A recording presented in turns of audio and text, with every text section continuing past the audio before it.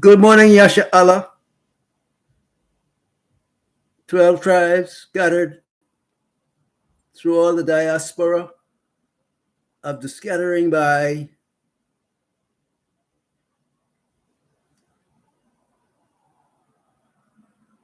the French.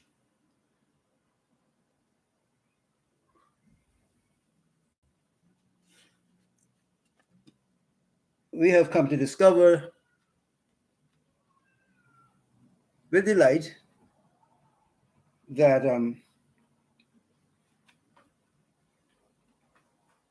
some of the information, the knowledge that we were blessed to be able to uh, find by the various means of the Father's doing,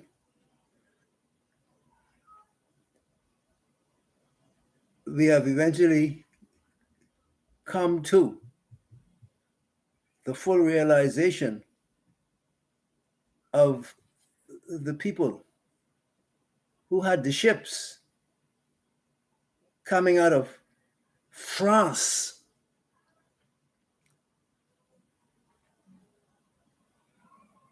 that flew them slave flags in tow with the fallen Levites, the Haitians, French, Napoleon, Emperor of France, them dirty dogs.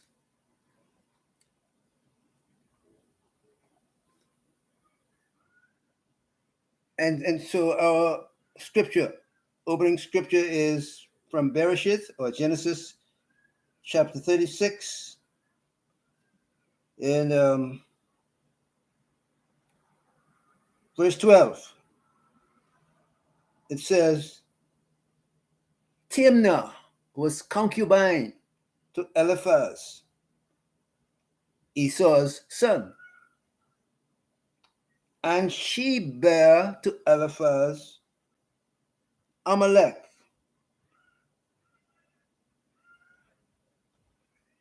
And so there we have it. Well, to do a more comprehensive connection, you can go right back here in Bereshith and make the connection between Amalek and the Horites, the demon people, the demonic clan, the Horites, that whose daughter became concubine to Eliphaz, who was Esau's son. And Eliphaz fathered a daughter of the Horite, a full demonic child. And well, thus you can begin to, you can add to your knowledge that you have already concerning Esau in general, and concerning the bastard, his son, that was of Horite bearing.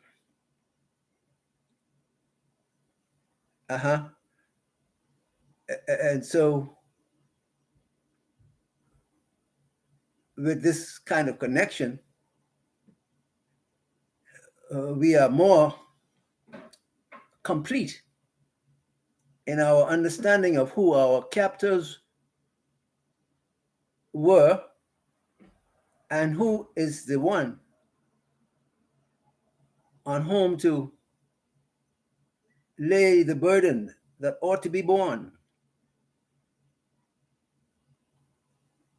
for the crucifixion of Hamashiach, the Blessed One, the Son of Power, Hikatabaha. So Amalek is that bastard son of born of Timnah, a Horite daughter, but his father was Eliphaz of Esau, who was brother to Yaquab. But you know the story with the birthright situation. The Most High had to scratch the birthright because of what was coming out of Esau. We see it now, what was coming out of Esau, a daughter of Satan. And this is why the Jewish are quick to say that their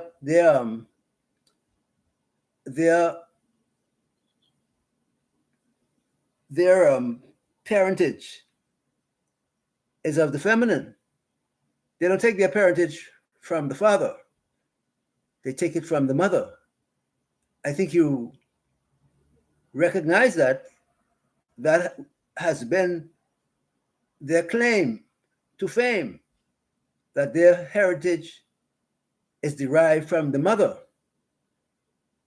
That mother we now know is of the name of Timnah,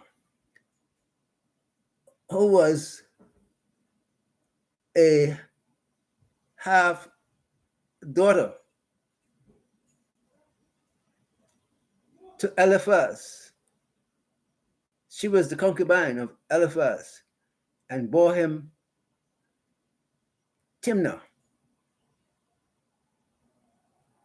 whose father was Horite, the demon clan.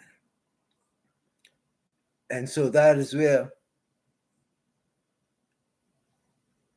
the parentage, the demon parentage of the so-called Jews, the Jews today, and we are able to peg them by the history of slavery over against the 12 tribes. Well, indeed, the 12 tribes, with specific concentration on the tribe of Yehowadah or Judah. That was the chief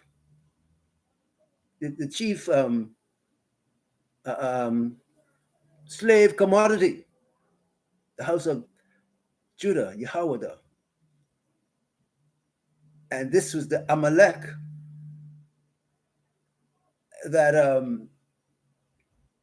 our forefather David put under subjection in his day, because Shaul, the Benjamite forefather, was, playing up to Amalek and seeking to give Amalek more sway in the national, in the national claims. And so the Most High got the prophet Shemiel to slay,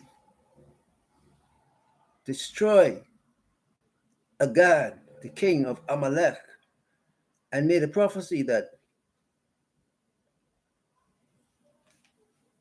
I think we could look at it in Shemot chapter 17.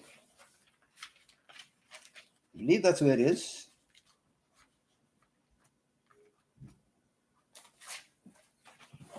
Let's see if we can find it. Shemot chapter 17.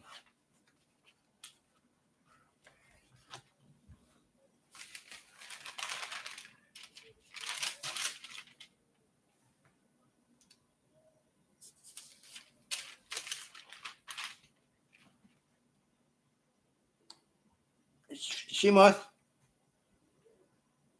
that is Exodus chapter 17, verse verse. Well,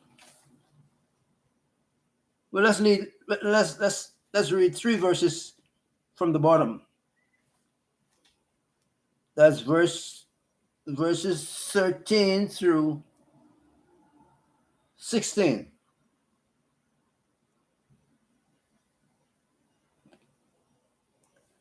It says, and Yehoshua defeated Amalek and his people with the edge of the sword. 14. And Yahweh said to Moshe, write this for a remembrance in the book and recite it in the hearing of Yehoshua. And I shall completely blot out the remembrance of Amalek from under the heavens. And Moshe built an altar and called its name Yahweh Nissi. For he said, because a hand is on the throne of Yahweh is to fight against Amalek from generation to generation. And so, with these few verses that we have read, we can already feel the weight of these pronouncements because of the fact that Amalek was parented by a Horite, the Damon clan. That is the bastard he is. That is his claim to bastardship, as is pronounced in the Torah, in Scripture.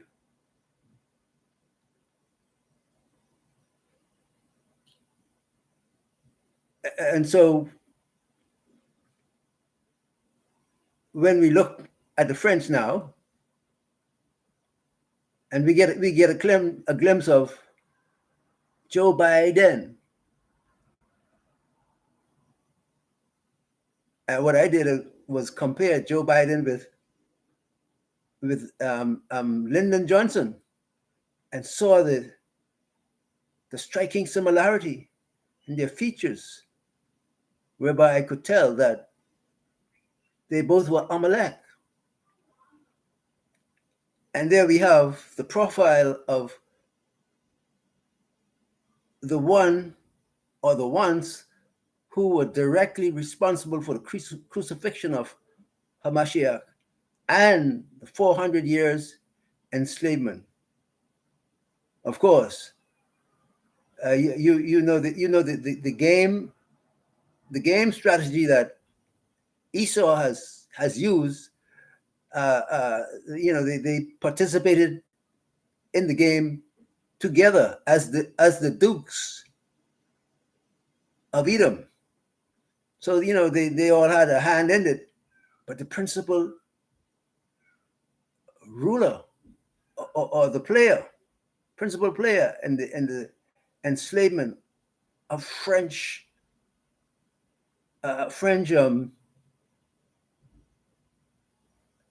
guardianship, I might say. I need a better word than that, but for now, the French were the guardian of the creation of the enslavement of the house of Yahweh and the tribes of South America.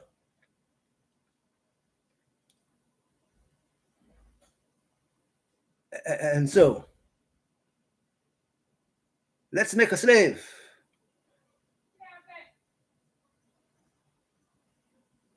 You know, of course, that we discover that the Levites, the fallen Levites, gave their hand under Napoleon, Emperor of France, to be the priesthood whip, the fallen priesthood whip against the 12 tribes altogether. And thus, with the priests committed unto Napoleon, and his reign. Therefore, the French, Amalek, had good authority, a good backing, a sound backing of the priesthood with them to carry out the 400 years enslavement exercise that they have done. And this was hidden from our understanding for so long, hasn't it? But now we know. And isn't it more than ironic that they have kept up their bid to have us tied up with their foolish exercises, their demonic and destructive exercises? Take the war that they're pitching now. Well, they're fighting hard to have us included in it. But we shall not be put into it. I'm speaking of us, we who are the redeemed of the Most High through Mashiach. We will not allow the strength of our Ruach to be manipulated and drawn into the service of the demon Horite clan.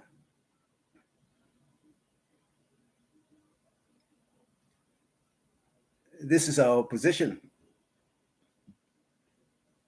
and we stand by it wholeheartedly. The separation that was called for by the Most High from the very beginning of our exodus from Mitzrayim.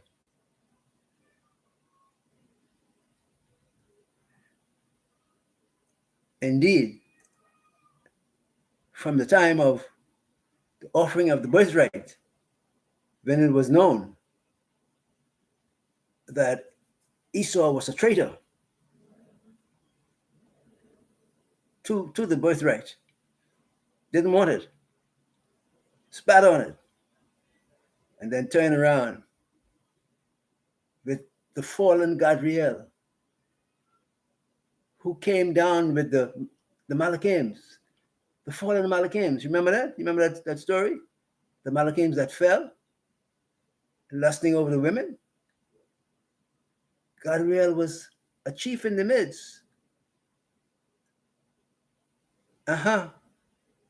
He was one of them. That's how he had his introduction to the earth. Well, I mean, in terms of the relationship of Esau and Yaakov,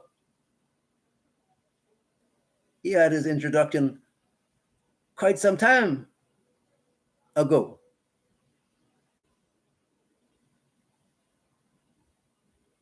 And so he came to set his nest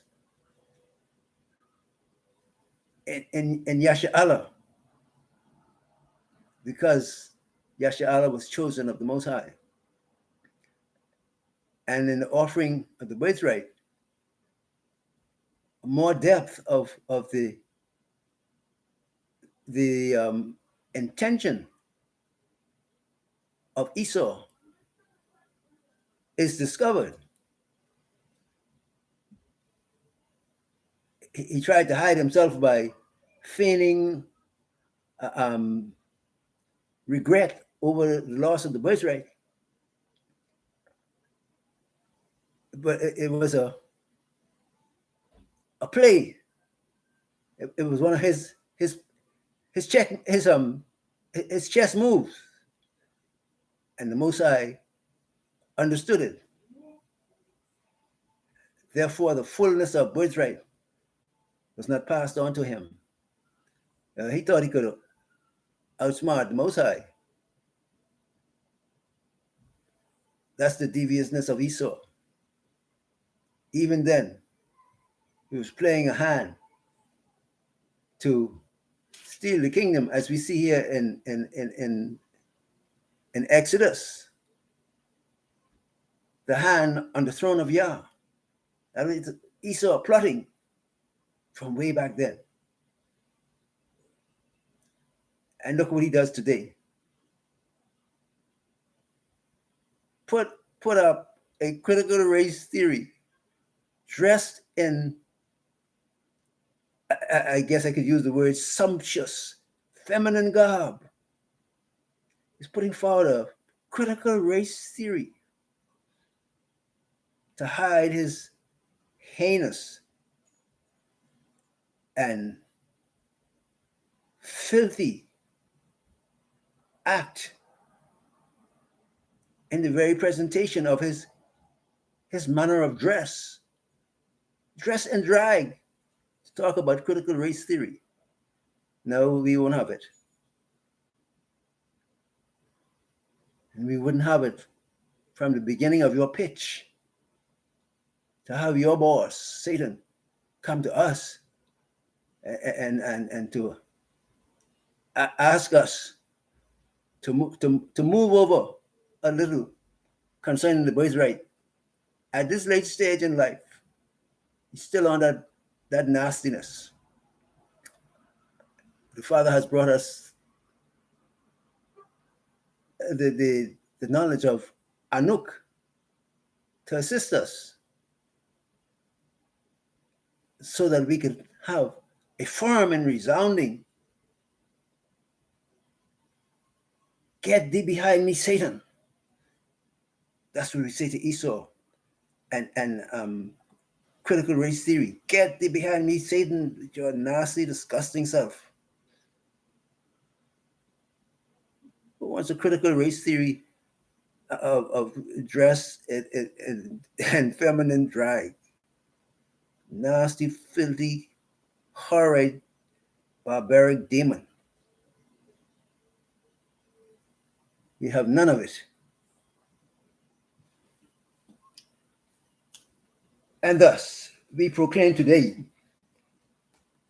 with confidence that the people who conducted the enslavement exercise was Amalek. Without a doubt, they got him pegged. And he had the Levites, the fallen Levites with him. Then he got him with him now. But look at what he's reaching. Look at what he's reaching for. He's reaching for us. He wants to have us in the mess. That we shall not have. Malikatabahaya. And so we know the enemy at point blank range. Amalek, the Frenchmen, the dirty, nasty, stinking, filthy French who had their ships. Good ship, Jesus. Nasty beasts. You have been revealed by the word of Yah, Mashiach, the Blessed, the one who was crucified under Pontius Pilate, the Amalek, the beast of the wild.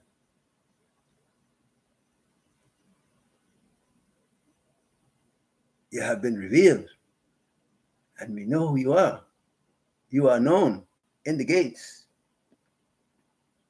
You are known as the beast of the wild. 7 heads and 10 horns. You understand who you are. And to the world out there, those who are seeking to become a part of the arrangements of the sealed ones from Revelation chapter 7, Yasha Allah.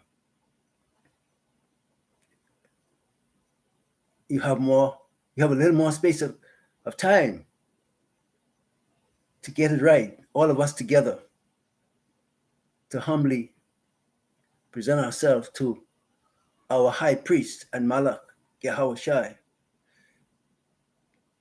as he gives us time. He's waiting on us, encouraging us along, beckoning us to make our calling and election sure. So I encourage you, brethren, now you know. The French who had the ships are well known that they were of French origin, yes, with the boasting Napoleon, Emperor of France, the horrid demons, Shabalakata. Now you know Yasha Allah. So put yourself together as men and women, and don't even have a care for critical race theory. It is nasty and complete garbage that we'll have no part of. So the quest that was being sought after to integrate us into their mindset is denied and forever denied. Stand alone. Stand your ground. Alone by yourself. Your rejection of the Most High and Yasha Allah